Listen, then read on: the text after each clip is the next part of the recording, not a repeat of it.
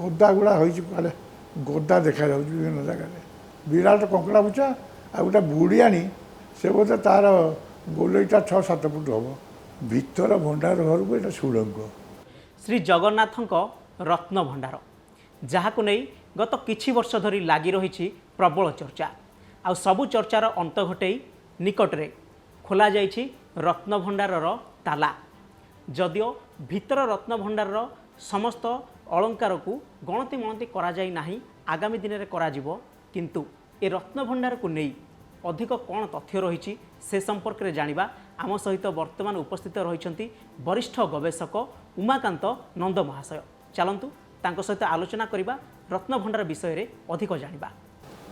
रत्न भंडार को तो आम जाइनु किंतु रत्न भंडार कथा संपर्क में मोर किसी ज्ञान अच्छी आम स्टूडेंट कैरियर रे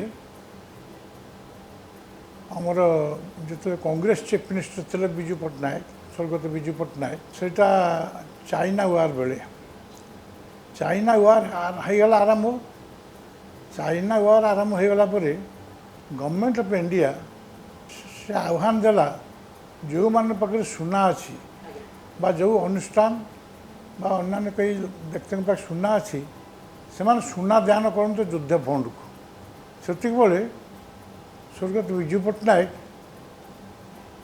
आमर जगन्नाथ मंदिर भंडार घर सुना किसी दान करते स्वर्गत लक्ष्मण पंडा थे एंडामेंट कमिशनर लक्ष्मण पंडा स्वर्गत लक्ष्मण पंडा भंडार घर से जहाँ प्रचार है इत तो प्रचार जुग नाला किंतु जी आम शुणिलु जे 3 महण सुना दिगला आउ गोटे महण बाहर कराइला से महणार मूल्य गोटे कलिंग रेजिमेंट या आमर जो ओएमपी सब ओएसएफपी अच्छा से जो जवान मान थे गोटे ट्रेन रिजर्व करी तांको पठागला से जीवे से चाइना युद्ध सम्मुखीन हेबे यही समय जो ट्रेन गला सुना दान करागला एमान सब जवान मान गला बेलू मझे वार बंद होगला वार बंद होगला ये दिल्ली ट्रेन पहुँचला खूब कम जवान थे भयर बाटू सब ओल्ल जाते तेणु भंडारकर से खोला होता किए खोली कौ चाबी खोली से कथा मुझे कि आम जाचु विजु बाबू चीफ मिनिस्टर थे लक्ष्मण पंडा थे एंडामेंट कमिशनर से मानकर तत्वावधान खोला होता तेणु से चाबी किए रखिला कौट रहा बर्तमान जो चली खोलताड़ गणति मणिति हम गणति हम मणिति मान ओजन हम किंतु ये गोटे कथा रही जाऊँ लुकायित मूलरू एपर्यंत भितर केते सुना जगन्नाथ मंदिर क्या दिखाई से विषय तदंत हो नहीं कि से विषय सरकार निर्देश देना कि कहीं दाबी करूना पोखर स्वराचार्य थे अनेक चलीगले बाकी जो मैंने अच्छा से भी तुंड खोलुना क्या सब दिखाई ये दौले ये बर्तमान रजा जी सी से प्रथम सही न रजा ये दिया निला बेले किंतु मुझा कहूँ डिफेन्स ऑफ इंडिया डिपार्टमेंट रु हिसाबटा मिल जे ओडिशा सरकार केते सुना दान करते ये गोटे कथा युद्ध लगिगला आह्वान देले विजु बाबू जे गाँ गंडार सब ट्रेंच खोली पकाओ ट्रेंचर साइज दिगला 10 फुट 6 फुट गईड़ा 6 फुट जिते शुणव ट्रेन शब्द प्लेन शब्द सब पशिज तार भितर आम खोलु गाँव सब रोलु आम गाँव विभिन्न गाँव सब खोल गोटे सब से प्लेन आसो बोम्बार्डमेंट करेंगे तेणु खोला होता है ट्रेन प्लेन शब्द शुणिले भर पशिज विशेषकर राति बेलाटा दिन बेलाटा राति बेलाटा से बेले आ गोटे कथा है जे ये जो रत्न भंडार कथा केते बाहरला कौ भंडार खोलगला केतेटा भंडार खोलगला ये संपर्क किसी प्रकाश पाऊन प्रकाश पाइबार मध्यम नाला सिंहद्वार सामने ଜଗନ୍ନାଥ ଗୋଛିକାର ବୋଲି ଜଣେ ବ୍ୟକ୍ତି ଥିଲେ, ତାଙ୍କର ଗୀତା ଭବନ ଥିଲା। ଘଟଣା ଗ୍ରାମ ମୁଁ ଯେତେବେଳେ ଓକିଲାତି ଆରମ୍ଭ କଲି 68 ମସିହାରେ, ତାଙ୍କର ଗୋଟେ କେସ୍ ଜମିବାଡ଼ିର ଆମ ଶିରସ୍ତାରେ କଣ୍ଡକ୍ଟ ହେଉଥିଲା। ଆମ ଶିରସ୍ତା ବହିରେ ଜଷ୍ଟିସ୍ ଏକ୍ସ ଜଷ୍ଟିସ୍ ସ୍ୱର୍ଗତ ଲିଙ୍ଗରାଜ ରଥ, ମୁଁ ଥିଲି ତାଙ୍କ ଆସୋସିଏଟ୍। ସେତେବେଳେ ତାଙ୍କର ଜଣେ ଭାଇ ରାମକୃଷ୍ଣ ମହାପାତ୍ର ବୋଲି ସେ ଆମ ପାଖକୁ ସବୁବେଳେ ଆସୁଥିଲେ। ମୁଁ ଦିନେ ଯାଇଥିଲି ପୁରୀ ମନ୍ଦିର, କହିଲେ ଏଇଟା ସାର୍ ଆପଣ ଆସିଛନ୍ତି, ଆସନ୍ତୁ ବହୁତ କଥା ଦେଖେଇଦେବି। ସେ ସେଥିରେ ମୋତେ ନେଇକିରି ଗଲେ ଭଣ୍ଡାର ଘର ପାଖ, ସେଇଟା ନିଶ୍ଚିତ ଭାବେ ବାହାର ଭଣ୍ଡାର ଘର। ବସିକି ପାଖକୁ ଯାଇଛୁ, ସେ ଦେଖେଇଲେ, ମୋତେ ଡର ମାରିଲା, ମୋତେ ଦେଖିଲୁ କିନ୍ତୁ ଦୂରରୁ ଦେଖିଲୁ ଆମେ ପଳେଇ ଆସୁ ସେଇଠୁ, ଗୋଟେ ବଡ଼ କଙ୍କଡ଼ା ବିଛା ଦେଖିଲୁ, ବିରାଟ କଙ୍କଡ଼ା ବିଛା, ଆଉ ଗୋଟେ ବୁଢ଼ିଆଣି, ସେ ବୋଧେ ତା'ର ଗୋଲେଇଟା 6-7 ଫୁଟ ହେବ, ଆଉ ତା ଭିତରକୁ ଯିବୁ କ'ଣ? ମୁଁ କହିଲି ନାଇଁ ଆଜ୍ଞା ଯିବାନି, ପଳେଇ ଆସନ୍ତୁ। ସେ କହିଲେ ଚାଲନ୍ତୁ ଆଉ ଗୋଟେ କଥା ଦେଖେଇଦେବି। ସେ କହିଲେ ଆ ଭିତରେ 3ଟା ଭଣ୍ଡାର ଘର ଅଛି, ସେ ସେଦିନ କହିଥିଲେ। ସେଥିରୁ ବାହାରକୁ ନେଇକି ଆସିଲେ, ଆମର ଯେଉଁ ଚିମିଡ଼ି ଦ୍ୱାର ଅଛି, ବେଢ଼ା ଭିତରେ ଚିମିଡ଼ି ଦ୍ୱାରକୁ ଓହ୍ଲେଇ ପଡ଼ିଲା ବେଳକୁ ଡାହାଣ ସାଇଡ଼୍ ଦେଖିବେ ଆପଣ 3-4ଟା ଛୋଟ ଛୋଟ ମନ୍ଦିର ଅଛି, ଏବେ ମଧ୍ୟ ଅଛି। ସେ ମନ୍ଦିର ଭିତରେ ଗୋଟେ ଛୋଟ ମନ୍ଦିର, ସେ ଛୋଟ ମନ୍ଦିର ଦ୍ୱାରଟା ସମ୍ପୂର୍ଣ୍ଣ ଓଲଟା, କେବଳ ଗୋଟିଏ ଦ୍ୱାର, ଯେମିତି ଆମର ସବୁ କରୁଥିଲେ ଗୁପ୍ତ ଘର, ଆମେ ଛାତ କରିଛୁ, ଏଠି ଗୋଟେ ଏମିତି କରିଥିଲୁ। ସେଠି ଗୋଟେ କୋଲପ 3ଟା ପଡ଼ିଛି। ସେ କହିଲେ ଏଇଟା ଗୋଟେ ସୁଡ଼ଙ୍ଗ, ଭିତର ଭଣ୍ଡାର ଘରକୁ ଏଇଟା ସୁଡ଼ଙ୍ଗ। ସେ କହି ଦେଖେଇ ଦେଇଥିଲେ, ଆମେ ଦେଖିଥିଲୁ ମୋତେ ସେଇଟା କିଛି ଦିନ, ସେଇଟା ମୋତେ ଦେଖୁଛି, ଏବେ ମଧ୍ୟ ଅଛି।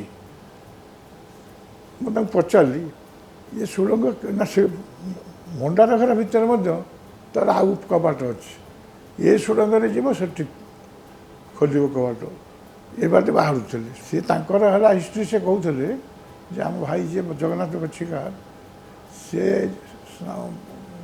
ଇଏ ପୁଷ୍ୟ ପୂର୍ଣ୍ଣମୀ ଦିନ କିଛି ସମୟ ପାଇଁ ରଜା ହୁଅନ୍ତି।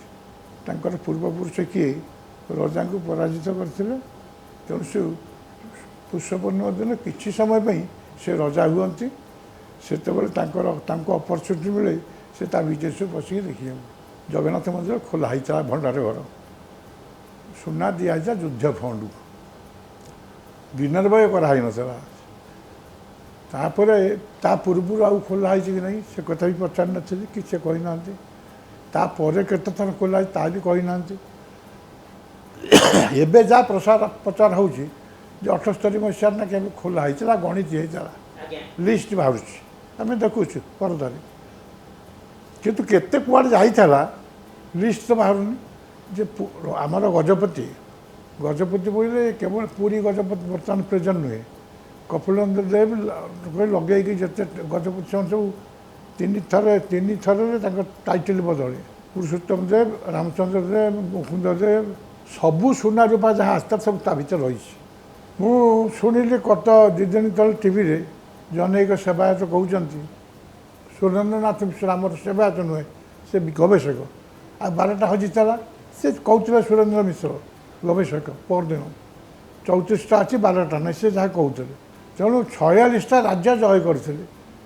କେତେ ଆସିଥିବ ସୁନା ରୂପା ଅଳଙ୍କାର, ସୁନା ରୂପା ମଣି ବୈଦୁର୍ଯ୍ୟ ହୀରା ଲୀଳା ମୋତି ମାଣିକ୍ୟ ଏସବୁ ଆସିଥିବ ତା ଭିତରେ ଥିଲା। ସେତିକି ବେଳେ ରାମକୃଷ୍ଣ ବାବୁ ମୋତେ କହିଥିଲେ ଯେ ଭିତର ଭଣ୍ଡାର ଘର ଗୋଟିଏ ନାହିଁ, ଭିତର ଭଣ୍ଡାର ଘର ଭିତରେ ଆହୁରି ଭଣ୍ଡାର ଘର ଅଛି, ଅଣ୍ଡରଗ୍ରାଉଣ୍ଡ ମଧ୍ୟ ଅଛି, ତାପରେ ସୁଡ଼ଙ୍ଗ ଅଛି। ସେ ସୁଡ଼ଙ୍ଗର ମୋତେ ଗୋଟେ ଦ୍ୱାର ଦେଖେଇଲେ, ସେକଡ଼ ଦ୍ୱାର ଏବେ ବି ମଧ୍ୟ ଆପଣ ମୋତେ ଯଦି ଯିବେ ଭେରିଫାଏ କରିପାରିବେ। ମନ୍ଦିର ବେଢ଼ା ଭିତରେ ପଶିକରି ଚିମିଡ଼ି ଦ୍ୱାରକୁ ଯିବେ, ଯେଉଁଟା ଉତ୍ତର ଦ୍ୱାର, ଡାହାଣ ପାଖକୁ ଲକ୍ଷ୍ୟ କରିବେ।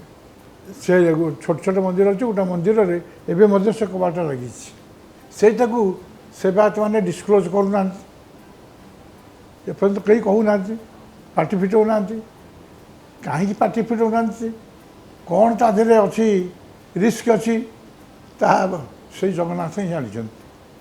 କିନ୍ତୁ ଜଗନ୍ନାଥଙ୍କ ମନ୍ଦିରର ଭଣ୍ଡାର ଘର ବହୁବାର ଖୋଲା ହେଇଛି, ବହୁତ ସୁନା ଅଳଙ୍କାର ସବୁ ଦାନ ମଧ୍ୟ ଦିଆହେଇଛି। ଚାଇନା ଗୁଆରେ ବୋଲେ ଧାନ ଦିଆହେଇଥିଲା ମୁଁ ଜାଣି 3 ମହଣ ଦିଆହେଇଥିଲା, ଗୋଟାଏ ମହଣ 40 ସେର, ତେଣୁ 140 120 ସେର ଦିଆହେଇଥିଲା, ଆଉ 40 ସେର ସୁନା ବିକ୍ରି ହେଇକିରି ରେଜିମେଣ୍ଟ ଗଢ଼ା ହେଇଥିଲା। ସେତେବେଳେ ତ ମନ୍ଦିରରେ ଏତେ ଆଡ଼ମିନିଷ୍ଟ୍ରେଟର ଅଫିସ କିଛି ନଥିଲା, କାହା ହାତରେ ମନ୍ଦିରରେ କିଛି କ୍ଷମତା ନଥିଲା, ରଜା ଆଉ ଏନ୍ଭାୟରମେଣ୍ଟ କମିଶନର। ପରବର୍ତ୍ତୀ ଅବସ୍ଥାରେ ଏନ୍ଭାୟରମେଣ୍ଟ କମିଶନରଙ୍କ ପରିସ୍ଥିତି ତାଙ୍କୁ ପାୱାରଲେସ୍ କରିଦିଆଗଲା, ଆଡ଼ମିନିଷ୍ଟ୍ରେଟର ନିଯୁକ୍ତି ହେଲେ, ସେମାନେ ମନ୍ଦିର ପରିଚାଳନା ଭାର ସବୁ ନେଲେ। ସେତେବେଳର ଯଦି ସମାଜ ସେଇ ବର୍ଷ ପଢ଼ା ହେବ 63 ଭିତରେ 61ରୁ 63 ସେଥିରେ ବାହାରିଛି ହିସାବ ସେତେବେଳକୁ। ସେ ସୁଡ଼ଙ୍ଗଟା ଥିଲା କାହିଁକି ଥିଲା, ଏକଡ଼େ ଠାକୁରଙ୍କ ପଛରେ ବାହାର ଭିତରକୁ ଭଣ୍ଡାରକୁ ଯିବାକୁ ବାଟ ଅଛି, ଠିକ୍ ଠାକୁରଙ୍କ ପଛରେ।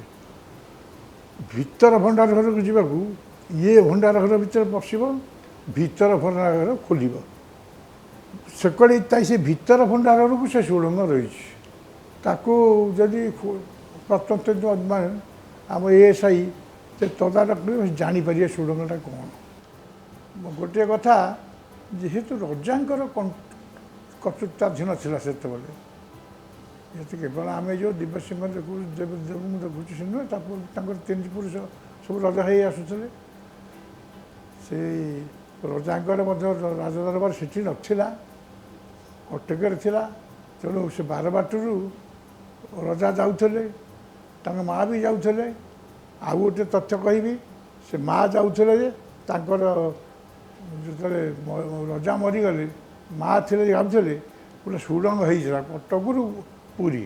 କଟକରୁ ପୁରୀ ସେ ସୁଡ଼ଙ୍ଗ ଏବେ ଆପଣ ଦେଖିବେ ବାରଙ୍ଗ କଡ଼ରେ ଯାଇଥିବେ, ଗୋଟେ ଉତ୍ସବ ହେଇଥିଲା ସେ ସୁଡ଼ଙ୍ଗ ପାଇଁ। ସେ ବିରାଟ ସୁଡ଼ଙ୍ଗ ରହିଛି, ଯାହା ଆମେ ପଢ଼ିଛୁ ଜଗନ୍ନାଥଙ୍କ ସଂସ୍କୃତିର। ଡକ୍ଟର କାହ୍ନୁଚରଣ ମିଶ୍ର ସେ ରିସର୍ଚ୍ଚ କରି ଗୋଟେ ଥିସିସ୍ ଲେଖିଛନ୍ତି ଯେ ପ୍ରତିଦିନ ସକାଳୁ ରଜାଙ୍କ ମା ଘୋଡ଼ାରେ ଯିବେ ଜଗନ୍ନାଥଙ୍କୁ ଦର୍ଶନ କରିବାକୁ, ଦର୍ଶନ କଲେ ପାଣି ଗ୍ରହଣ କରିବେ। ସେ ସୁଡ଼ଙ୍ଗ ଇଆଡ଼େ କେଉଁଠି ଆସିଛି, କୁଆଡ଼େ ଯାଇଛି, ଏଠି ମଝିରେ କାଠଯୋଡ଼ି ନଦୀ ଅଛି, ନଦୀ ତଳ ଭିତରେ ଥିଲା, ସେସବୁ ତା ଉପରେ କେହି ଏପର୍ଯ୍ୟନ୍ତ ଅନୁଧ୍ୟାନ କରିନି। ତା ଭିତରକୁ କେହି ପଶି ପାରିବେନି, ଏ ଯେଉଁ ଭଣ୍ଡାର ଘର ଭିତରକୁ ସାପ ଅଛନ୍ତି। ଆଉ ମୁଁ ପରା କହିଲି ଆମେ ଯାଇଥିଲୁ ସେ ବାହାର ଭଣ୍ଡାର ଘର ଭିତରକୁ, ଆମକୁ ସେ 10 ଫୁଟ ଭିତରକୁ ନେଇଗଲେ, ମୁଁ ତାଙ୍କ ସାଙ୍ଗେ ଯାଇଥିଲି। ଆଉ ଡର ମାରିଲା, ସୁ ସୁ ଖାଲି ଗର୍ଜନ, ଗୋଟେ ବଡ଼ କଙ୍କଡ଼ା ବିଛା, ଗୋଟେ ବଡ଼ ଏ ଯେଉଁ ବୁଢ଼ିଆଣୀ, ତାକୁ ଦେଖି ପଳେଇ ଆସିଲୁ। ତାପରେ ଆଉ ଗୋଟେ ଆମର ଅଛି ଯେ ନେପାଳ ରଜାଙ୍କ ପାଖରେ ଭଣ୍ଡାର ଘର ଚାବି ମଧ୍ୟ ଅଛି। ନେପାଳ ରଜା ଆସିଲେ ଉତ୍ତର ଦ୍ୱାର ଖୋଲାଯାଏ, ତାଙ୍କୁ ଆଉ ଯେଉଁ ଚାବି ଅଛି ଏ ରଜାଙ୍କ ପାଖେ ଥିଲା ତାଙ୍କୁ ବି ଧରେଇ ଦିଆଯାଏ। ସେ ଯାହା ଚାହିଁବେ କରିପାରିବେ, ଯାହା ନେବାର ନେଇଯାଇପାରିବେ, ଯାହା ଦେବାର ଦେଇଯାଇପାରିବେ। ଆମେ ତ ଜାଣିବାନି, ନେପାଳ ରାଜା 2-3 ଥର ଆସିଛନ୍ତି, ଭିତରକୁ ଯାଇଛନ୍ତି, ବନ୍ଦ ହେଇଯାଏ, ଇଏ ଛାଡ଼ିବେନି, ନେପାଳ ରାଜା ଯିବେ, ବୁଲାବୁଲି କରି ତାଙ୍କର ଯିବେ। ରାମକୃଷ୍ଣ ମହାପାତ୍ର ରାମକୃଷ୍ଣଙ୍କୁ କହିଲେ ଯେ ମନ୍ଦିରଟା ଓରିଜିନାଲ୍ ମନ୍ଦିରଟା, ପୁରୀ ମନ୍ଦିରର ଯେତିକି ଚଉଡ଼ା ସେଇଟା ହେଲା ଭିତର ଭଣ୍ଡାରର ତଳେ। ବେଢ଼ା ଯେଉଁ ଆମେ ବୁଲୁଛେ ସେ ଚାରିକଡ଼, ସେଟା ହେଲା ବାହାର ଭଣ୍ଡାର ଘର। ଚାରିକଡ଼ ଯେଉଁ ବୁଲୁଛେ ସେ ବାହାର ଭଣ୍ଡାର ସମ୍ପୂର୍ଣ୍ଣଟା। ଏଇ ଯେଉଁ ବୁଲୁଛେ ଆମେ, ସେ ଛାତଟା ହେଉଛି ଛାତ ଉପରେ ଆମେ ବୁଲୁଛେ। ଯଦି ଏଇଟା ହେଲା ବାହାର ଭଣ୍ଡାର ଘର, ଭିତର ସେଇଟା ତ ମେନ୍ ମନ୍ଦିରର ତଳଟା, ତେଣୁ ସେଇଟା କେତେ ଗଭୀର। ସେଇ ଅନୁସାରେ ଇଏ ଗୋଟାଏ ଦେଖିଲେ ଆଉ କ'ଣ ବାହାରୁଛି ଦେଖେଇବା, କ'ଣ ମାନେ ଦେଖୁଛନ୍ତି। ଏମାନେ ତ କ'ଣ କାଲି ନାଇକି ଇଲେକ୍ଟ୍ରିକ୍ ଫିଟ୍ କରିଥିଲେ। ଏଇ ଯେଉଁ ବାହାର ତାଲାଟାକୁ ଆମେ ଦେଖିଛୁ, ସେଇଟା ହେବ 8 ଇଞ୍ଚ 9 ଇଞ୍ଚ ବଡ଼ ହେବ, ହଁ 5-6 ଇଞ୍ଚର 5-6 ଇଞ୍ଚ। ନାଇଁ ସେ କାଠ କବାଟ ନୁହେଁ, ସେ କଂସା କବାଟ। ସେ କାଠ କବାଟ ଲାଷ୍ଟିଂ କରିବନି। ଇଭିନ୍ ଆପଣଙ୍କ ସୁନା ଫୁନା କବାଟ ଲାଷ୍ଟିଂ କରିବନି, କେବଳ କଂସା କବାଟ ଲାଷ୍ଟିଂ କରିବ। ସେ ସିନ୍ଧୁକୁ ଆମେ ଦେଖିନୁ, ପ୍ରଥମେ ଯେ ପଶିକି ଦେଖିଲୁ ଏଇ ଯେଉଁ 7-8 ଫୁଟ ଡିଷ୍ଟାନ୍ସ ଭିତରେ ଗଦା ଦେଖିଲୁ। ଗୋଟେ ଗଦା ହେଇଛି, ଗୋଟେ ଗଦା, ସେ ଅନ୍ଧାର ଅନ୍ଧାର ଭିତରେ ଦେଖିଲୁ ବହୁତ ଗଦା ସଗଦା ହେଇଛି। ଏବେ ମୁଁ କ'ଣ କହୁଛି ବାହାର ଭଣ୍ଡାରରେ କହୁଛନ୍ତି ସବୁ ସିନ୍ଦୁକ ରହିଛି, ଆଲମିରା ରହିଛି ଇତ୍ୟାଦି ଇତ୍ୟାଦି। ଆମେ ସିନ୍ଦୁକ ଫିନ୍ଦୁକ କିଛି ଦେଖିନୁ। ସେ ସିନ୍ଦୁକ ଫିନ୍ଦୁକ ପଡ଼ୁକୁ ଥିବ ସବୁ। ମୁଁ ତ ଜଣେ ବରିଷ୍ଠ ଆଇନଜ୍ଞ, ଆମର ଜଷ୍ଟିସ୍ ରଥ ମଧ୍ୟ ଯାଇଥିଲେ। ମୂଷା ଯେତେ ଖାଉଛନ୍ତି କ'ଣ ଗୋଟେ ପ୍ରଶ୍ନ ମୁଁ ତାଙ୍କୁ ପଚାରୁଛି। ବଡ଼ ବଡ଼ ମୂଷା ସବୁ ଅଛନ୍ତି, ସେ ଖାଉଛନ୍ତି କ'ଣ ତା ଭିତରେ, ବଞ୍ଚିଛନ୍ତି କେମିତି? ଇଏ ସ୍ୱତ ମନକୁ ପ୍ରଶ୍ନ ଉଠୁଛି, ଯାହା ବହୁତ କିଛି ଗୁପ୍ତ ରହିଛି। ନା ସାପ ତ ରହିଛନ୍ତି ନିଶ୍ଚିତ। ଆମର ତ ଭଜନ ବୋଲା ହେଉଛି ଜଗନ୍ନାଥ ଲୋକନାଥ ଜଗିଛନ୍ତି ବୋଲି। ଆଉ ସେମାନେ ଯେଉଁ ଭଜନ ବୋଲା ହେଉଛି ଯେ ଲୋକନାଥ ଭଣ୍ଡାର ଘରକୁ ତ ଲୋକନାଥ ଜଗେଇଛି। ମୋଗଲବାଲା ନେଇଥିଲେ କିନ୍ତୁ ବ୍ରିଟିଶର୍ସ ନେଇନାହାନ୍ତି। ବ୍ରିଟିଶର ନେଇନାହାନ୍ତି ଏବଂ ବ୍ରିଟିଶର୍ସ ଆଉ ଦାନ କଲେ। ସେ ମଧୁବାବୁ ଏଭଳି ଲଢ଼େଇ କଲେ ଯାଇ ଗୋଲ ଟେବୁଲରେ ପହଞ୍ଚିଲେ, କହିଲେ ତୁମେ ଜଗନ୍ନାଥ ହାତ ମାରନି, ଆଉ ଜଗନ୍ନାଥକୁ ମଧ୍ୟ ତୁମେ ରେଣ୍ଟ ଫେଣ୍ଟ ସେଠୁ ଆଦାୟ କରିପାରିବନି, ତାଙ୍କୁ ଚଳିବାରେ ମଧ୍ୟ ବ୍ୟବସ୍ଥା କର। ସେ ବ୍ରିଟିଶର ଗୋଲ ଟେବୁଲରେ ଡିସାଇଡ଼ ହେଲା ଆମେ କିଛି ଦେଇପାରିବୁନି। ତେଣୁ ସେ ଗୁଡ଼ାଏ ଏ ଯେଉଁ ଆମର ପିପିଲି ସେକଡ଼େ ଯେଉଁ ଆଉ ଗୁଡ଼ାଏ ସବୁ ଅଞ୍ଚଳ ସେଠୁ 18,000 ଏକର ଜମି ଦେଲେ। ତାକୁ ଏକରାଜାତ ମାହାଲ କହନ୍ତି। ଏକରାଜାତ ମାହାଲ ସେଟା ରେଣ୍ଟ ଫ୍ରି ଲ୍ୟାଣ୍ଡ ଦେଲେ। ସେଇଟା ଜଗନ୍ନାଥଙ୍କର ତା ଇନକମ୍ ଜଗନ୍ନାଥ ପକ୍ଷେ ଲାଗିବ। ଆଉ ବ୍ରିଟିଶ ତାଙ୍କ ରାଜକୋଷରୁ କିଛି ଦେବେନି। ଏଇଟା ସେଠି ଡିସାଇଡ଼ ହେଇଥିଲା। ଦେଶ କାଳ ପତ୍ର ବୋଲି ଜଗନ୍ନାଥ ଦାସ IAS ଗୋଟେ ବହି ଲେଖିଛନ୍ତି, ସେଥିରେ ଏ କଥାଟା ମଧ୍ୟ ବାହାରୁଛି ଅଛି। କେତେ ଏକର ଜମି ଦେଇଥିଲେ ଏକରାଜାତ ମାହାଲ କେହି କହିନାହାନ୍ତି। ଆଜିକାଲି ଟେକ୍ନିକ୍ ଲଗେଇ ଯଦି କେଉଁ ବାଟରେ କ'ଣ ଜଣାପଡ଼ିବ ଭିତରେ ଆହୁରି ଭଣ୍ଡାର କେଇଟା ଅଛି, ସୁଡ଼ଙ୍ଗ ଆଉ ଅଛି କି ନାହିଁ, ମୁଁ ଯେଉଁ ସୁଡ଼ଙ୍ଗ କଥା କହୁଛି ସେଇଟା ଅଛି କି ନାହିଁ, ଯଦି ସେ ଡିଜିଟାଲ ୱେରେ ଆଜିକାଲି ଯେଉଁ ଟେକ୍ନିକ୍ କିଛି ବାହାରିଛି ଜାଣିହେବ। ଯଦି ଆମେ ଚନ୍ଦ୍ରରେ କ'ଣ ହେଉଛୁ ଜାଣିପାରୁଛେ, ତାହେଲେ ଜଗନ୍ନାଥ ମନ୍ଦିର ତଳେ କ'ଣ ଅଛି କେମିତି ଜାଣିପାରିବାନି? ତାପରେ ଏଇ ଯେଉଁ ଜଗନ୍ନାଥ ମନ୍ଦିର ଆଉ ଗୋଟେ ପଢ଼ିଛୁ ଆମେ, ଯେଉଁ ଗାଲମାଧବ, ଇଏ ଜଗନ୍ନାଥ ମନ୍ଦିର ପୋତି ହେଇଯାଇଥିଲା। ସେ ଅଗଟା ଦେଖାଯାଉଥିଲା, ପତାକା ଅଗଟା। ଗାଲମାଧବ ରଜା ଯାଉଥିଲା, ତା ଝୁଣ୍ଟିକିରି ପଡ଼ିଲା। ସେ ଦେଖିଲା କ'ଣ ଦେଖିଲା ମନ୍ଦିର, ସେ ଖୋଳେଇଲା ଏ ମନ୍ଦିରକୁ। ସେ ଖୋଳେଇଲା ଏ ମନ୍ଦିରକୁ। ଗୁଣ୍ଡିଚା ଯେଉଁ କରିଥିଲେ ରାଜା, ସେ ଯାଇଥିଲେ ମନ୍ଦିରର ପ୍ରତିଷ୍ଠା କରିବାକୁ ଡାକିବାକୁ ବ୍ରହ୍ମାଙ୍କୁ ଯାଇଥିଲେ। କେତେ ଯୁଗ ବିତିଗଲା ଆପଣ ତାହେଲେ କେତେ ଗୋଟାଟା ଯୁଗକୁ କେତେ ବର୍ଷ, ସେ କେତେ ବର୍ଷ ଲାଗିଥିବ ସେ ଯାଇଛନ୍ତି, ସେ କେତେ ବର୍ଷ ପରେ ସେ ଆସିଲେ, ଏସବୁ ହିସାବ ନେଲେ ବହୁତ କଥା।